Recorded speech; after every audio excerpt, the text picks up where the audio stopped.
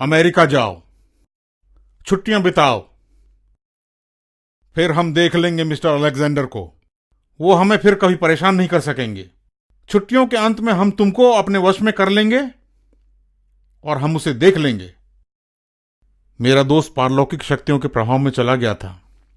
उसका लहजा बदल गया था जब आत्मा ने उसे अपने वश में कर रखा था। एक सज्जन जो मेरे साथ थे, तब वो बहुत घबरा गए जब हमने शैतानी आत्माओं की योजनाओं को, जो उन्होंने मेरे शारीरिक अस्तित्व के बारे में कहा था, सुना। उसके द्वारा वो मुझे खत्म करना चाहते थे। मैं पारलौकिक संतों के समूह का सदस्य था जब मैं इंग्लैंड में रहता था। वो बहुत ही खराब समय था और भयानक भी था। मैंने वो समूह छोड़ दिया और इंग्लैंड भी छोड़ दिया, और मैंने एक पारलौकिक संस्था की शुरुआत अमेरिका में की। तब मैं मसीह बन गया और जानकर मुझे धक्का लगा कि मेरे कार्य बाइबल में लिखी सैकड़ों बातों के विपरीत हैं। तब मैंने एक पत्र अपने मित्र को भेजा और उसमें यह लिखा कि क्या हो रहा था और वो क्या कर रहा था। मैंने कुछ पैसों का इंतजाम किया ताकि उसे बुलवा सकूं और उसका परिवर्तन कर सकूं और उसे पारलौकिकता से मुक्त करा सकूं, लेकिन मुझे कोई उत्तर नहीं मिला। उसकी कोई खबर नहीं मिली। तब मैंने निश्चय किया कि मैं अपने दोस्त वॉटसन सैरी, जो उस समय ऑरेगन स्टेट के सांसद थे, के साथ इंग्लैंड वापस जाऊंगा।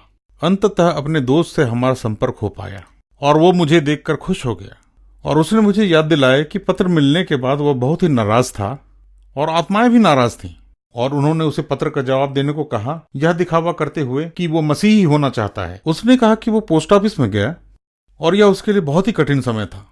जब वो पोस्ट ऑफिस में था, उसने कहा कि कुछ तो हुआ है। उसने कहा कि उसने सिगरेट जलाने की कोशिश की क्योंकि वो लगातार सिगरेट पीने का आदी था। उसने कहा कि वो माचिस जला नहीं सका। एक के बाद एक तीलियां गिर रही थीं।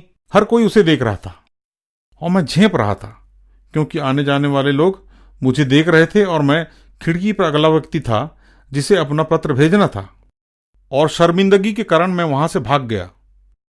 यद्यपि बाइबल गार्डियन एंजल्स के बारे में कुछ नहीं कहती, पर मेरा मानना है कि हमारी रक्षा करने वाले ईश्वरीय दूत वास्तव में होते हैं। मेरे मित्र ने 2 बार यीशु को स्वीकार किया, लेकिन फिर से वो अपने पुराने ढर्रे पर चल पड़ा। देखिए, शैतान बहुत ही शक्तिशाली है। वो समर्पण और आत्मनियंत्रण को ले लेता है। आप कर सकते हैं, आप स्वनियंत्रित हो सकते हैं, और यीशु मसीह के द्वारा आप नियंत्रित रह सकते हैं। जब यीशु आपके जीवन में आते हैं तब आप नियंत्रित रहेंगे। उन्होंने कहा है, मार्ग, सत्य और जीवन मैं ही हूं। बिना मेरे द्वारा कोई पिता के पास नहीं पहुंच सकता। प्रेत सिद्धि के द्वारा नहीं, वो शैतानी है, पर यीशु के द्वारा, केवल यीशु के द्वारा आप स्वर्ग जा सकते हैं।